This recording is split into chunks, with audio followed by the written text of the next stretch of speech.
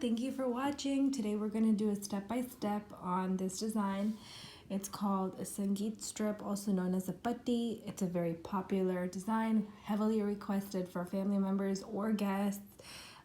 This is one of the first few things that I learned to do for myself as well.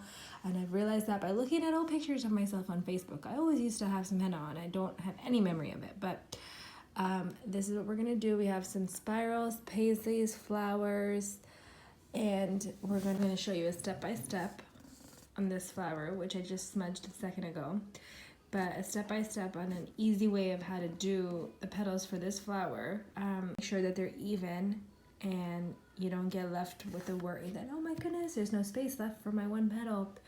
So stay tuned. I hope you enjoy this. I hope you learned something. Grab a henna cone, grab a pen, and let's do this.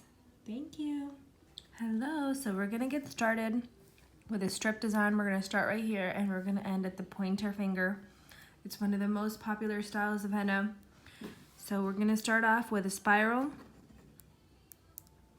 This is going to be the start of our flower, the first element in our henna design, and go quite chunky in the middle.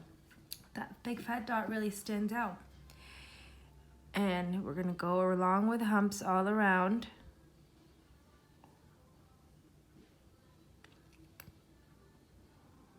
This is a really great starting point for most designs because it's a fairly simple design. The spiral with humps. Whenever you're sitting down and practice, I would recommend you sit down and practice this design. Now we're gonna make a flower around this. Instead of just going ahead with the flower, I'm gonna show you how you can map out your petals so you don't have to ever worry whether you have enough space left and find yourself in a situation where you're like, oh, one of my flowers is so much smaller. Okay, so you do that, and then you can make a kind of like a C and an opposite C.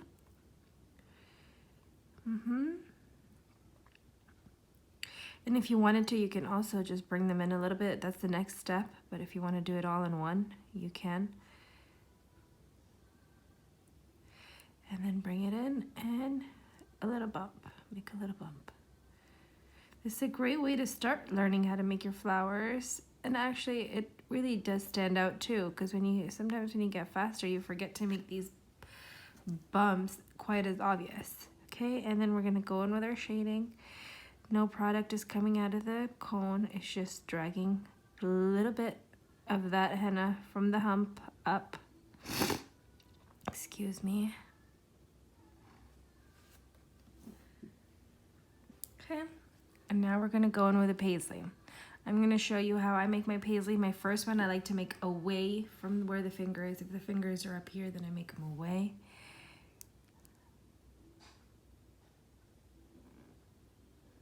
Okay, you do that.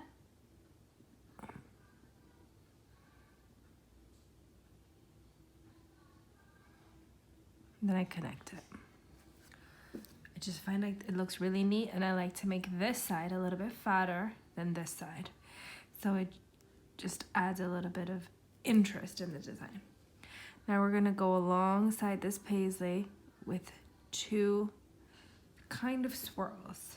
So this is called line draping, what I'm doing. Oh, and that happens. So then I start again.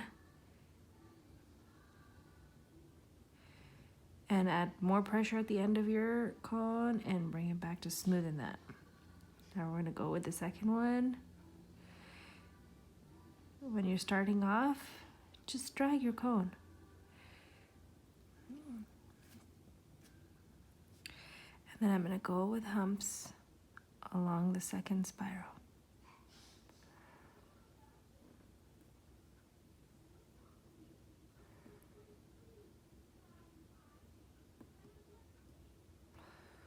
Now this paisley will not stay empty the way it is right now, but I like to fill them in at the end. From this point, this element that we did right here, we're gonna put 1, 2, and 3 right here.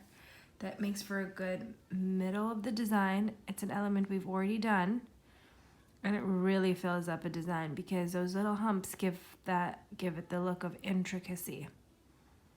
So when people say, I want an intricate design, well, a lot of humps. If you ever sit and analyze intricate designs are incorporated with a lot of humps.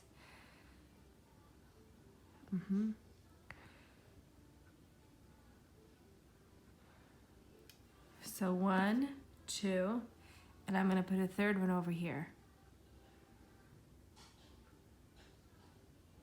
I tend to like to do things in threes, odd numbers, as opposed to even numbers, because then there's always one that can be like the tip. So you see how this one is kind of like the tip of the design is sending your eyes upwards towards the finger. From this point, you can either do another paisley. Actually, you know what? We're going to do another paisley. And now this one, since this one was faced that way, we're going to face this one this way. So do the same thing, kind of odd S.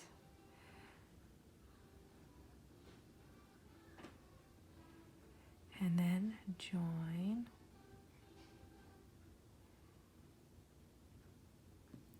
I definitely have a lot of ways that I like to make my paisleys, and I'm sorry if the first way was different from the second way, but maybe you've seen two different styles. And I'm going to do the same thing, but this time with my spirals, I'm going to turn them the other direction.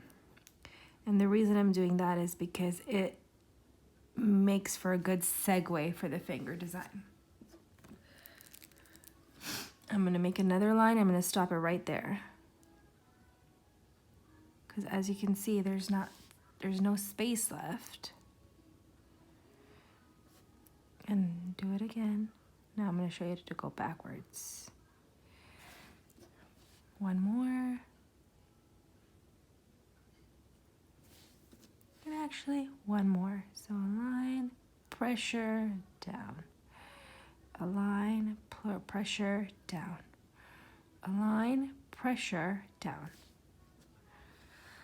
Okay, now we're going to go ahead and fill in these paisleys. I'm sorry that this camera's shaky. This is the first way that I have decided to set up my tripod, and I don't know if it's successful. It doesn't seem like it, because every time I look up, the camera is shaky. This is going to be a series of small humps, big humps, and spirals.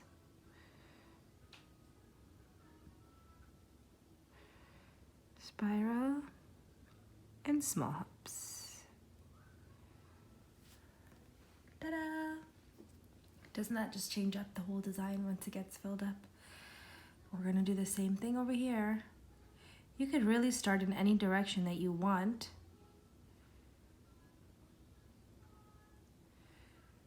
Like, I could have started right there if I wanted to. It doesn't really matter.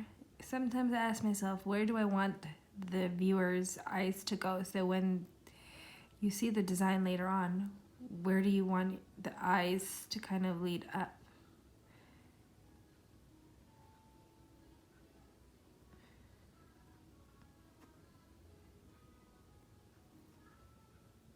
Okay, so now it kind of feels like it's a little bit empty over here. So we have the option of adding some dots along this or some spirals.